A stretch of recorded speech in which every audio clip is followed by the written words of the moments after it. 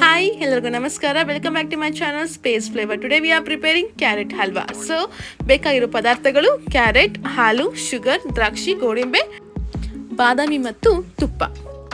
First carrot ತೊಗೊಂಡು ನೀಟಾಗಿ ತೊಳ್ಕೊಂಡು ಆಮೇಲೆ ಅದನ್ನು ನೀಟಾಗಿ ಸಿಪ್ಪೆ ಎಲ್ಲ ಎರ್ದು ನೀಟಾಗಿ ತೊಳೆದಿಟ್ಕೊಳ್ಳಿ. ಗೋಡಂಬಿ ಬಾದಾಮಿ I always prefer to cut, so I will be, if you are not in a sense you cannot directly, no issue with that. So next container ತೊಗೊಂಡು ಕಂಟೈನರ್ಗೆ ಹಾಲು ಹಾಕಿ ಹಾಲು ಬಿಸಿ ಮಾಡ್ಕೊಳ್ಳಿ. ಸೊ ನಾವು ಪ್ಯಾನ್ ತೊಗೊಳ್ಳಿ, ಪ್ಯಾನಿಗೆ ಸ್ವಲ್ಪ ತುಪ್ಪ ಹಾಕಿ ಸ್ವಲ್ಪ ಬಿಸಿ ಆದಮೇಲೆ ದ್ರಾಕ್ಷಿ, ಗೋಡಂಬಿ, ಬಾದಾಮಿ ಈ ಮೂರು ಕೂಡ ಹಾಕಿ ನೀಟಾಗಿ ಫ್ರೈ ಮಾಡ್ಕೊಳ್ಳಿ. ಗೋಲ್ಡನ್ ಫ್ರೈ ಆದ ತಕ್ಷಣ ಒಂದು ಪ್ಲೇಟಿಗೆ ರೀಪ್ಲೇಸ್ ಮಾಡ್ಕೊಳ್ಳಿ.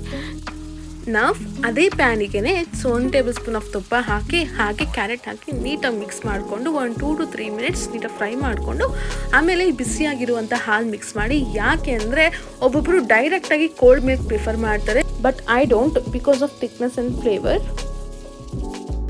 ನೀಟಾಗಿ ಫ್ರೈ ಮಾಡ್ಕೊಳ್ಳಿ. ಸೊ ಆವಾಗ ನೀಟಾಗಿ ಕ್ಯಾರೆಟ್ ಎಲ್ಲ ಹಾಲು ಕೂಡ ಅಬ್ಸರ್ವ್ ಮಾಡ್ಕೊಳ್ಳುತ್ತೆ.